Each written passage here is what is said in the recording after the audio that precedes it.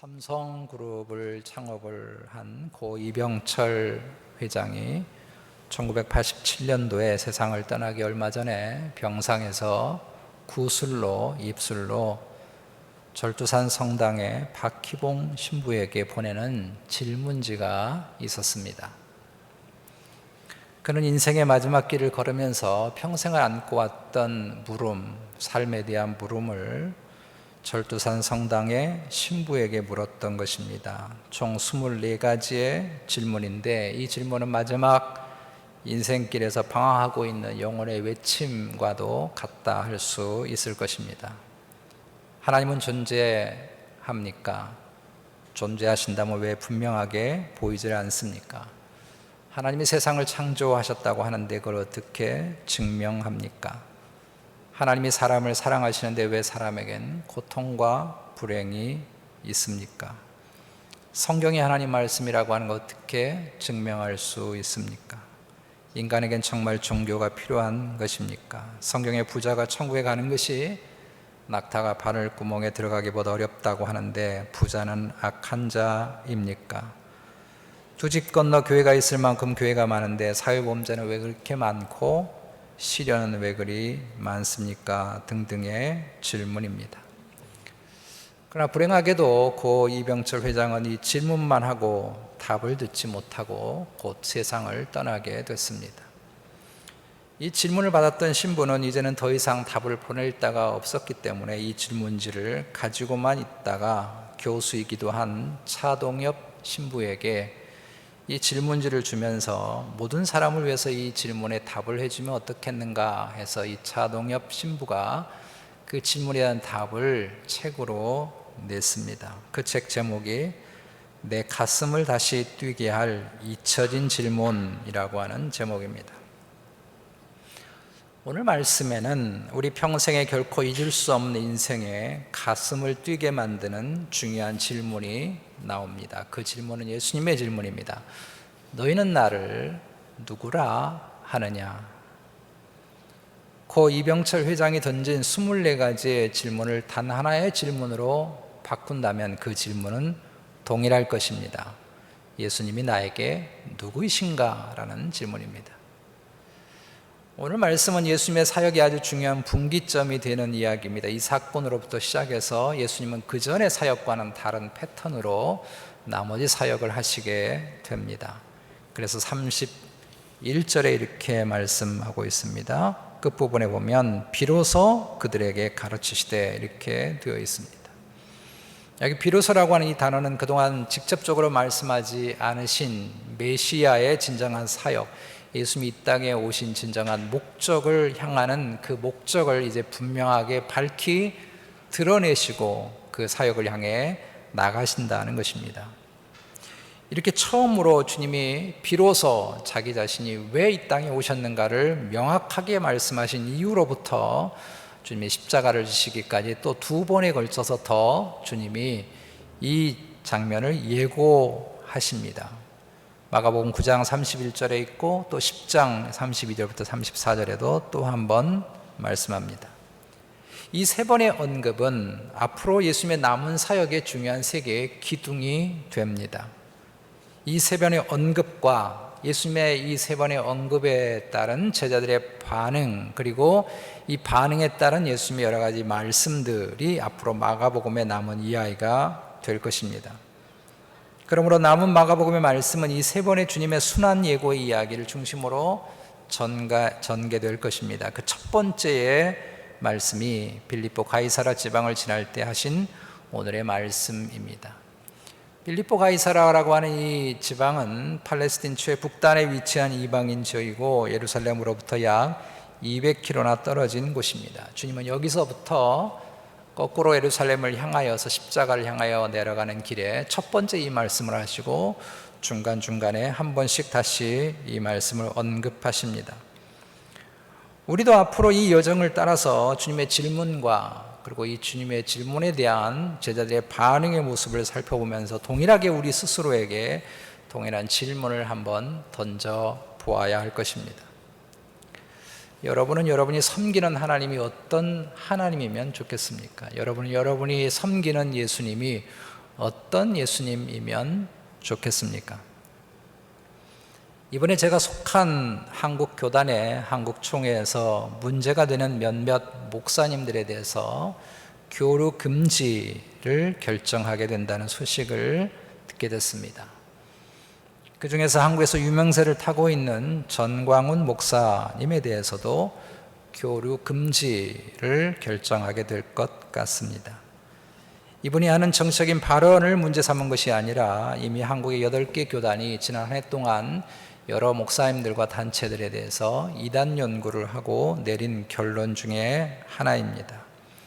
이 목사님이 직통계시를 주장하고 생명책의 권한을 자기가 가지고 있다고 그렇게 말하고 대표적으로 신성모독적인 발언을 서슴지 않은 것 때문에 그런 것입니다. 국가의 문제에 있어서 하나님의 직통계시가 자기에게 임했다라고 말하고 대표적으로 하나님 꼼짝 마, 하나님 까불면 나한테 죽어라는 말을 서슴지 않고 사람들 앞에 내뱉은 것 때문에 이런 결정을 하게 되는 것 같습니다. 이분뿐만 아니라 일부 사회적인 많은 문제를 일으키는 그런 기독교의 여러 목사님들과 여러 단체들은 하나님이 오직 자신들의 생각과 이익을 대변하는 하나님으로 생각하는 것 같습니다. 그래서 하나님도 자신이 뜻한 바대로 움직여 줄 수 있다고 생각하는 것입니다. 정광훈 목사님 같이 극단적인 경우가 있지만 실은 오늘날 많은 성도들이 자신들이 섬기는 하나님은 오직 자신의 주장과 이익을 대변하는 그리고 그것을 위해서 존재하는 신처럼 생각하는 경향들이 많습니다. 마치 알라딘의 요술 램프에 등장하는 요정 지니가 램프를 소유한 사람이 어떤 소원을 말하든지 들어주는 것처럼 그렇게 하나님이 우리가 어떤 요구를 하든지 들어주시는 하나님, 예수님이 어떤 요구를 하든지 들어주시는 예수님으로 오해하는 것 같습니다. 예수님 당시에도 수많은 유대인들이 메시아는 자기들의 민족의 이익과 자신들의 뜻을 이루어주는 메시아일 것이라고 바라고 그렇게 생각했습니다. 주님이 사람들이 나를 누구라 하느냐라고 하는 이 질문은 예수님이 현재 인기를 점검하고 예수님이 얼마나 많은 사람들에게 지금 인정받고 있는가를 점검하려고 하신 질문이 결코 아닙니다. 이 질문은 사람들이 예수님이 어떤 예수님이기를 바라는가에 대한 질문입니다. 사람들이 나를 누구라 하더냐, 다른 말로 표현하면 사람들이 내가 어떤 예수가 되기를 원하느냐. 제자들이 답을 했습니다. 선지자 중에 하나라고 합니다. 혹 죽은 세례 요한이 다시 살아났다고도 하고 엘리야라고 하기도 합니다. 이 대답은 주님이 이 민족을 위해서 자기 자신을 위해서 대단한 능력을 발휘해 주시는 그런 메시아, 정치적인 이익을 가져다 주고 경제적인 부흥을 가져다 주고 내 자신의 이익을 채워주는 그런 메시아, 그런 그리스도가 주님이시기를 고대한다고 하는 답입니다. 이때 주님이 물으십니다. 너희는, 사람들은 그렇게 생각할지 모르지만 너희는 나를 누구라 하느냐?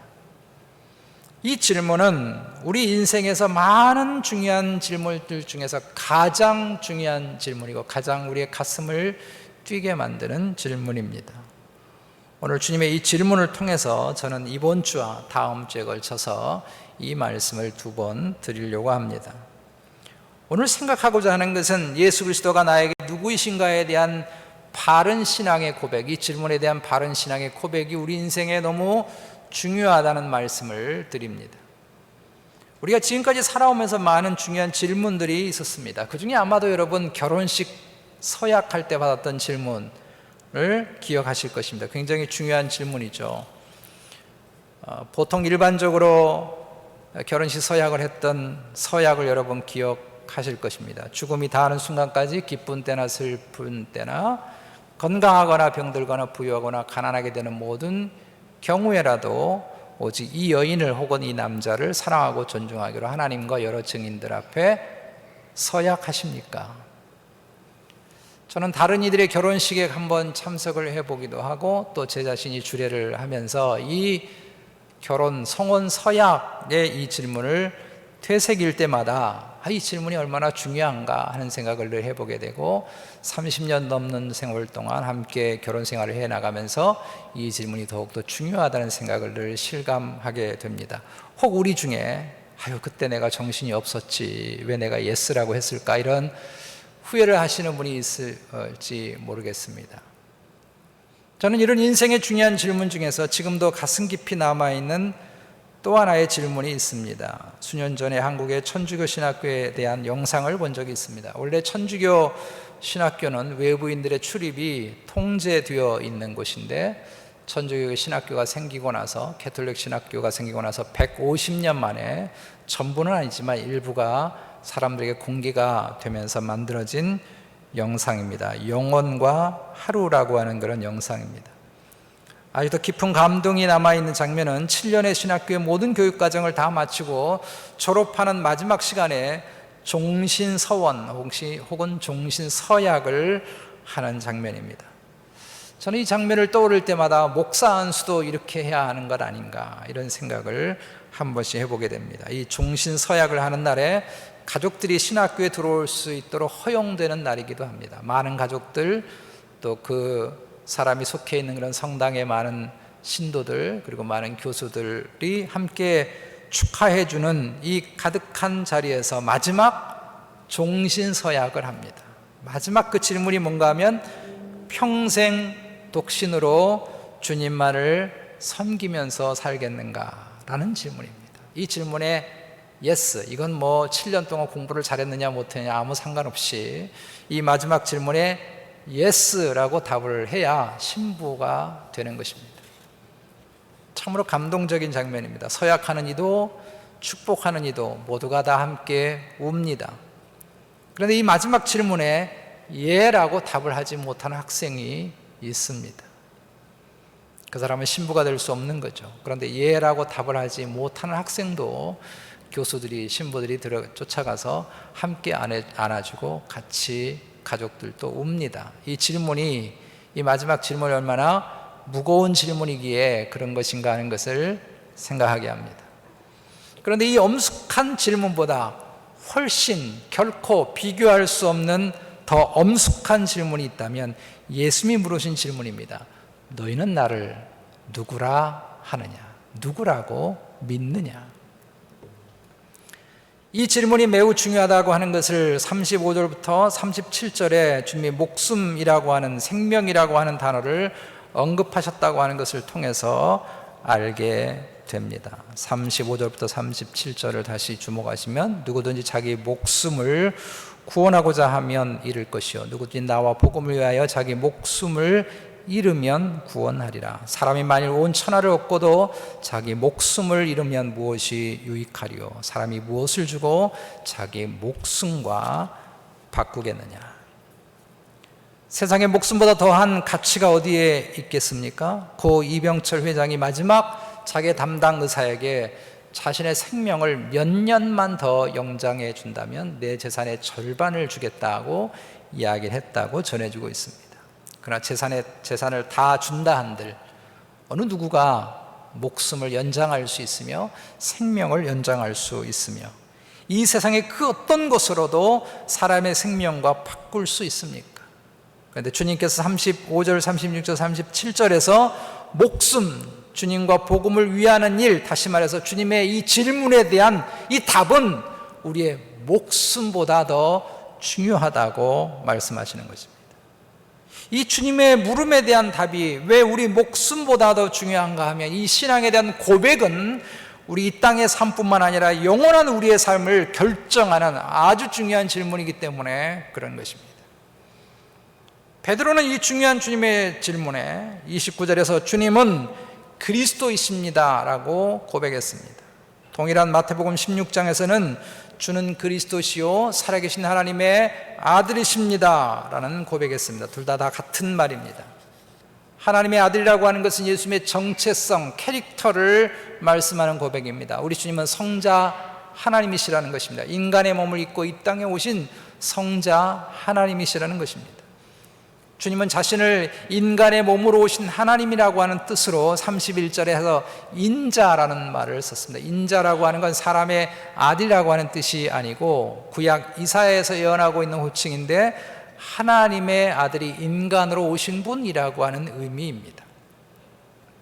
그런데 그렇게 인간의 몸으로 이 땅에 오신 예수님이 어떤 일을 하셨습니까? 어떤 목적 때문에 이 땅에 오셨습니까? 그것이 그리스도라는 호칭입니다. 그리스도의 일을 위해서 이 땅에 오셨다는 것입니다.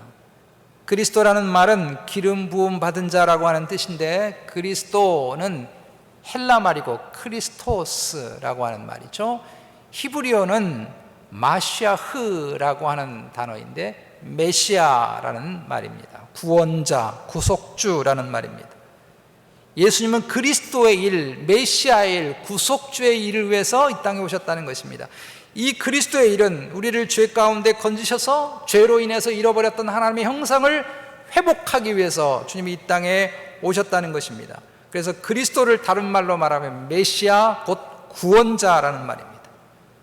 우리를 죄 가운데서 구원하려고 오셨다는 것입니다. 이것을 믿는 것이 예수님은 나의 그리스도이십니다 라고 하는 신앙의 고백인 것입니다. 그러므로 주님을 나의 그리스도라고 고백하는 것은 오직 주님만이 나의 구원자이시고 주님만이 나의 구원이시고 주님만이 나의 주인이시고 주님만이 나의 성자 하나님이 되신다고 하는 고백입니다. 달리 표현하면 내가 주님을 나의 그리스도라고 고백하는 것은 나의 모든 것이 주님께 다 달렸다는 뜻입니다. 내 생명도 내 영혼도 내 인생도 내 구원도 내 삶의 모든 것도 다 예수 그리스도 안에 그 손에 달렸다고 하는 고백이 주는 그리스도이십니다 라고 하는 고백입니다. 그러므로 우리가 이 땅의 삶에서 모든 것을 다 잃어도 주님을 잃지 않는다면 우리는 모든 것을 잃지 않은 것이고 우리가 세상의 모든 것을 다 소유했다고 해도 예수 그리스도를 갖지 못했다고 한다면 그것은 다 잃어버린 것과 같습니다. 이것이 35절에서 말씀하고 있는 말씀의 의미입니다. 누구든지 자기 목숨을 구원하고자 하면 잃을 것이요 누구든지 나와 복음을 위하여 자기 목숨을 잃으면 구원하리라. 그러므로 우리에게도 동일하게 주는 나의 그리스도시고 지금도 살아계신 하나님의 아들이십니다 하는 이 고백이 저와 여러분의 평생의 고백이 되시기를 주님의 이름으로 축복합니다. 저는 이 애화를 사용하기를 즐겨합니다. 많은 분들이 아마 저하고 바이블 스터디를 해보신 분들은 들으셨을 것인데 이 애화를 알고 계시지만 저는 언제든지 이 애화를 꼭 말하고 싶습니다. 저는 세상을 떠난 법정 스님을 굉장히 좋아했습니다. 이분의 책도 집에 꽤 있고 이분이 책을 썼다 그러면 어떻게든지 구입을 해서 읽어보려고 이렇게 제가 좋아했었습니다. 근데 제가 부산에서 부목사 사역을 하고 있었을 때 한 번에 이분이 부산 KBS 공개홀에 강연을 하러 오신다는 거예요. 얼마나 내가 보고 싶었던 분인데 꼭 가고 싶었습니다. 근데 하필 신문에 광고 나온 거 보니까 수요일 밤 우리 수요 예배 시간하고 똑같은 거예요. 담임 목사님한테 거짓말을 치고 KBS 공개홀에 갈까? 내가 그렇게 이분의 책을 그렇게 좋아했는데 직접 얼굴을 보고 직접 그의 목소리를 들으면서 강연을 들으면 얼마나 좋을까? 목사가 돼서 스님의 강연을 듣겠다고 수예배를 한번 빠져볼까 할 정도로 제가 그렇게 이분에게 좋아했습니다. 이분을 존경하고 좋아했습니다. 그러나 정말 중요한 것은 이분은 저의 그리스도가 아닙니다. 제가 법정 스님을 아무리 좋아한다 해도 그분을 위해서 저는 죽을 수 없습니다. 그분을 위해서 제 인생의 모든 것을 결코 포기하지 않습니다. 그리고 그 후로는 법정보다 법륜 스님이 더 좋아졌습니다. 제가 갑자기 이분이 별로 안 좋아지고 법륜 스님이 좋아진다고 해서 저는 전혀 양심에 꺼리낌이 없습니다. 왜냐하면 이분은 저의 그리스도가 아니기 때문에 그렇습니다. 그러나 예수님은 저의 그리스도이십니다. 저는 주님을 떠나서 결코 살 수 없습니다. 주님 없이도 그 어떤 것도 의미가 없습니다. 주님을 위해서 생명을 드린다 해도 전혀 아깝지 않습니다. 왜냐하면 저의 인생과 생명은 예수님이 아니고는 그리스도가 아니고는 아무런 의미가 없기 때문에 그런 것입니다. 이 고백이 주는 그리스도이십니다 라는 고백입니다. 그런데 이 답에는 또 하나 생각할 것이 있습니다. 그것은 주님이 우리의 그리스도이신데 어떤 성격의 그리스도이신가 하는 것입니다.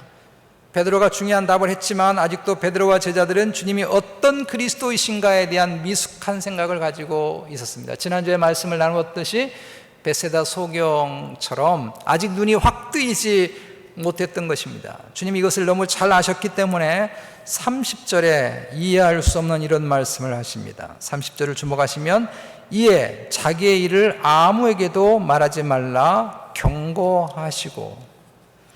여러분 정말 이상하지 않습니까? 분명히 주는 그리스도라고 하는 이 고백이 우리 인생에서 가장 중요한 고백이고 목숨보다 더 중요한 고백이고 온 생애를 다 이곳에 쏟아부어도 전혀 아깝지 않은 고백이고, 이 고백 때문에 초대교회 성도들이 자신의 목숨을 던지기도 했고 수많은 박해 가운데서도 인내하기도 했고 수많은 사도들과 수많은 성도들이 주는 그리스도라고 하는 이 메시지를 평생을 전하기 위해서 그렇게 살았는데 왜 주님은 이 중요한 고백을 아무에게도 말하지 말라고 그러는 걸까요? 당연히 외쳐야 되는 고백 아닙니까? 당연히 노래 불러야 되는 고백이 아닙니까? 주님이 베드로가 이런 중요한 고백을 했을 때 이 말을 아무에게도 지금 말하지 말라고 하신 것은 아직도 제자들이 주님이 어떤 그리스도인가에 대해서 확실히 알지 못했기 때문에 그런 것입니다. 예수님이 어떤 그리스도인지 명확하게 모르면서 예수님을 전하는 것은 매우 위험한 것입니다. 잘못된 그리스도를 전하면서 복음을 전하고 있다고 말하는 것처럼 위험한 것이 없습니다. 이것은 마치 의사 면허를 가지고 있지 않은데 의료 행위를 하는 것과 같습니다. 여러분 돌팔이 의사 노릇하는 게 얼마나 위험한지 아시잖아요. 의사 면허 없이 의료 행위를 하는 것은 사람의 생명을 잃을 수 있잖아요. 이것보다 더 위험한 것이 있다고 한다면 잘못된 그리스도를 전하는 것입니다. 사이비 의사는 사람의 육신적인 생명을 잃게 할 수 있지만 사이비 복음은 그 사람의 인생 전체와 영혼까지 다 망가뜨릴 수 있습니다. 여러분 이단에 빠진 사람들을 보면 우리가 정말 안타깝죠. 이번에 우리 교단에서 교류 금지를 결정한 몇몇의 목사님들은 실은 자신의 일에 대해서 굉장히 열정적인 사람들입니다. 그러나 이들과 교류를 금지하는 이유는 이것은 마치 의사 면허 없이 수술칼을 마음대로 휘두르는 것과 같기 때문에 그런 것입니다. 주님은 잘못된 그리스도를 고백하고 전하는 일이 얼마나 위험하다고 하는 것을 33절에서 말씀하십니다. 33절에 여러분 주목하시면 예수께서 돌이키사 제자들을 보시며 베드로를 꾸짖어 이르시되 사탄아 내 뒤로 물러가라. 내가 하나님의 일을 생각하지 아니하고 도리어 사람의 일을 생각하는도다. 베드로는 분명히 주님을 위한다고 한 말이에요. 주님이 죽으신다고 하는 그 고난에 대한 예고에 대해서 그렇게 하시면 안 된다고 말했습니다. 주님을 위하는 것처럼 말한 것이죠. 그러나 이것은 사탄의 생각이라고 주님께서 말씀합니다. 하나님의 일을 망치는 생각이라는 것입니다. 우리 성경에 30절에 경고하셨다라고 되어 있는데 헬라어 성경에는 30절에 경고하셨다는 말씀과 33절에 베드로를 꾸짖다고 하는 이 단어가 동일한 단어예요. 에페티메센이라고 하는 이 단어인데요. 그러니까 주님이 베드로의 중요한 고백을 아무에게도 말하지 말라고 하는 것과 베드로를 사탄이라고 야단치는 것은 동일한 어법을 사용한 것, 동일한 단어를 쓴 것입니다. 그만큼 주님은 잘못된 그리스도에 대한 생각을 갖고 있는 것이 얼마나 무섭다고 하는 것을 경고한 것입니다. 잘못된 예수 그리스도를 전하는 것은 차라리 전하지 않는 게 나은 거죠. 그 사람의 영혼을 망치니까요. 이건 사탄적인 것입니다. 하나님의 일이 아니라는 것입니다. 미국의 어느 TV 복음 전도자는 청중들에게, 그 사람 아주 인기 있는 분이에요. 집에 냉장고에 자신이 원하는 것이 있다면 그림으로 붙여두고 냉장고를 열 때마다 예수의 이름으로 그 그림을 보면서 냉장고 문을 항상 열면 반드시 된다고 가르치는 분이 있습니다. 냉장고에 고급 차 그림도 붙이고 집 그림도 붙이고 갖고 싶은 다이아몬드 목걸이도 하고 또 이 말에 또 아멘 해가지고 오늘부터 시작하실라는지 모르겠는데요. 그리고 그 열 때마다 믿습니다 주여 믿습니다 하고 열면 그렇게 된다는 거예요. 심지어 다이어트가 필요한 분들은, 여성들은 날씬한 몸매를 붙여놓고 그렇게 하면 그리스도가 준다고 설명합니다. 여러분 이게 복음입니까? 이게 주는 그리스도라고 하는 고백입니까? 사도 바울은 갈라디아서 1장 6절부터 10절에 이렇게 말씀합니다. 그리스도의 은혜로 너희가 부르신 이를 이같이 속히 떠나 다른 복음을 따르는 것을 내가 이상히 여기노라.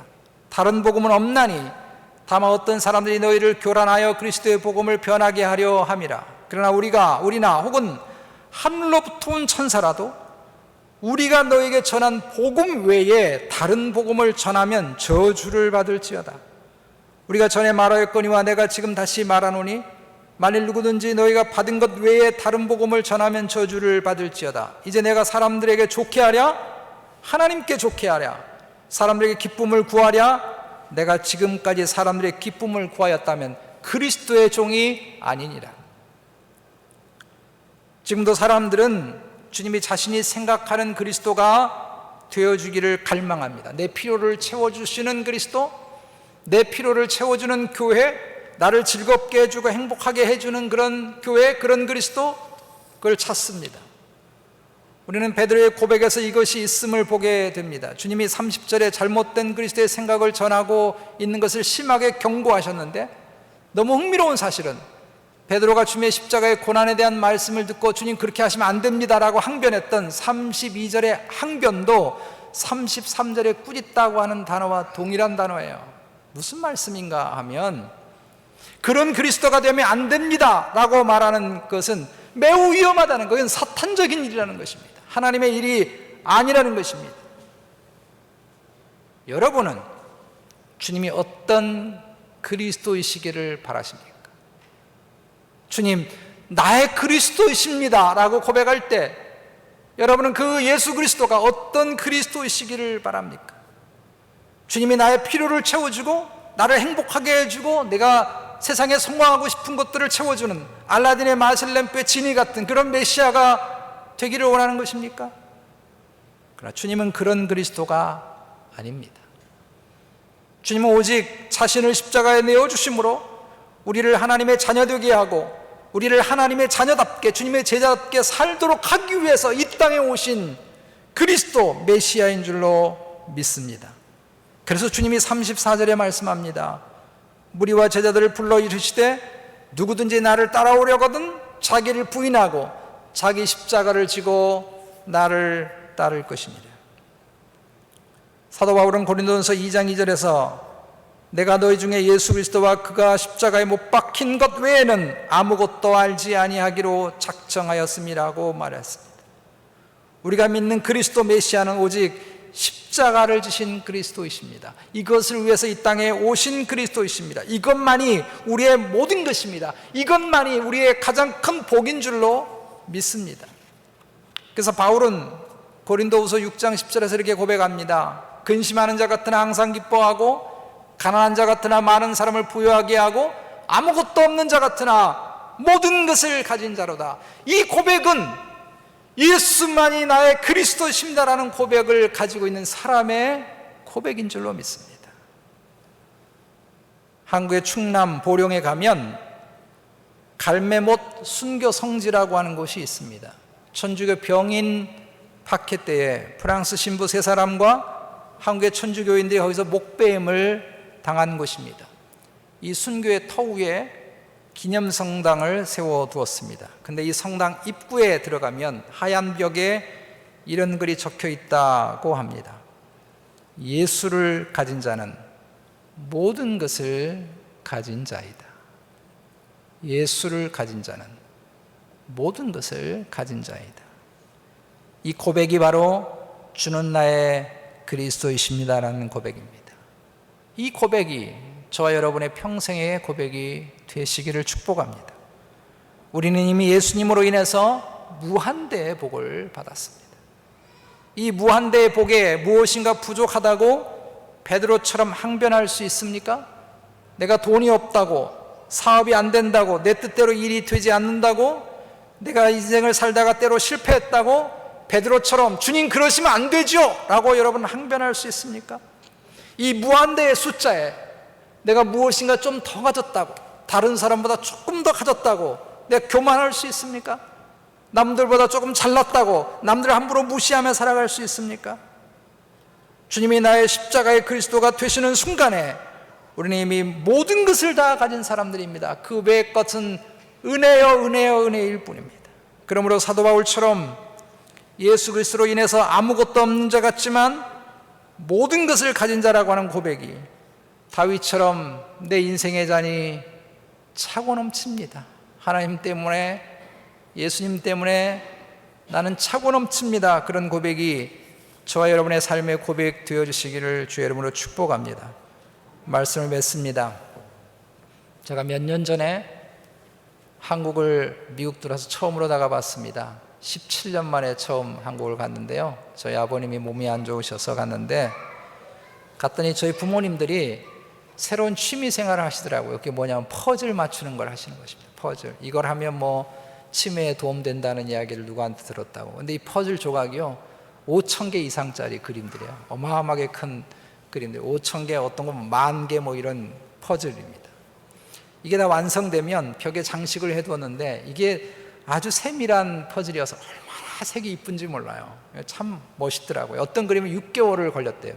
식사하고 나면 앉아서 퍼즐 맞추시고 한 6개월 걸렸다고 그 얘기를 하시더라고요. 근데 한쪽 구석에 정말 멋진 그림인데 그냥 놓아둔 게 하나 있더라고요. 그래서 아니 엄마 이거 왜 이거는 이렇게 멋있는 그림을 좀 걸어놓지 그냥 놓아두었느냐고 그랬더니 야 그것 좀 봐라. 그것 좀 봐. 그걸 걸어놓게 생겼니? 퍼즐 한 개가 없는 거예요. 한 개가 1년 2년이 되도록 찾았는데도 안 나타나는 것입니다. 그러니까 걸 수가 없는 것입니다. 그 이야기를 하는 순간에 그 잃어버린 퍼즐 조각 하나 때문에 수천 개의 조각이 다 의미를 안 갖게 됐지 않습니까? 문득 그 한 개의 조각이 예수님이 아닐까 생각했습니다. 우리가 인생을 살면서 수많은 삶의 조각들이 있죠. 그러나 마지막 퍼즐 조각인 예수 그리스도의 조각이 없으면 모든 게 다 의미 없습니다. 아무런 의미가 없습니다. 몇 년을 더 산들, 얼마나 많은 걸 가지고 있든, 얼마나 많이 몸부림치는 인생의 퍼즐이든지 예수 그리스도라고 하는 조각이 없으면 여러분 아무런 의미가 없는 것입니다. 돈을 잃어서 다 잃는 것도 아니고 건강을 잃어서 다 잃는 것도 아니고 명예를 잃어버렸기 때문에 절망적인 인생이 아닙니다. 예수 그리스도를 잃어버리면 다 없는 것입니다. 이것이 주는 그리스도시고 살아계신 하나님의 아들이라고 하는 신앙의 고백의 의미입니다. 너는 나를 누구라 하느냐? 주님의 이 질문은 우리 인생에서 가장 중요한 질문입니다. 이 질문에 우리도 주님은 나의 그리스도십니다 라고 고백하고 예수 그리스도로 인해서 하나님의 자녀게 되는 무한대의 복 가운데서 이 험한 광야 인생길에서 멋진 하나님의 자녀로 살아갈 수 있는 놀라운 은혜가 여러분의 심령과 삶에 날마다 풍성하게 넘치게 되시기를 주님의 이름으로 축복합니다. 우리 시간 말씀 붙잡고 함께 통성으로 기도하겠습니다. 여러분에게 예수님은 그리스도이십니까? 구원자이십니까? 구주이십니까? 여러분에게 예수님은 어떤 그리스도이십니까? 십자가의 예수 그리스도로 여러분 충분한가요? 예수 그리스도는 나의 삶의 인생의 어떤 분이십니까? 우리 오늘 말씀을 붙잡고 주님 바른 신앙 고백을 가지고 바른 신앙 고백 위에 우리의 삶을 세워가게 해달라고 여러분 기도합시다. 그래야 우리의 삶에 어떤 몸부림이든지 그 몸부림이 가치가 있고 의미가 있게 되는 줄로 믿습니다. 주님과 함께 동행하고 주님만이 나의 유일한 구원자이시고 구주이심을 주인이심을 고백하고 그렇게 살아갈 수 있는 신앙생활 해나가도록 오늘 말씀 붙잡고 여러분 통성으로 기도해 주시고 우리 교육부서가 오늘부터 대면 수업을 시작을 합니다. 하나님께서 은혜 주시기를 여러분 기도해 주시기 바랍니다. 우리 다 같이 마음 모아서 통성으로 기도하겠습니다.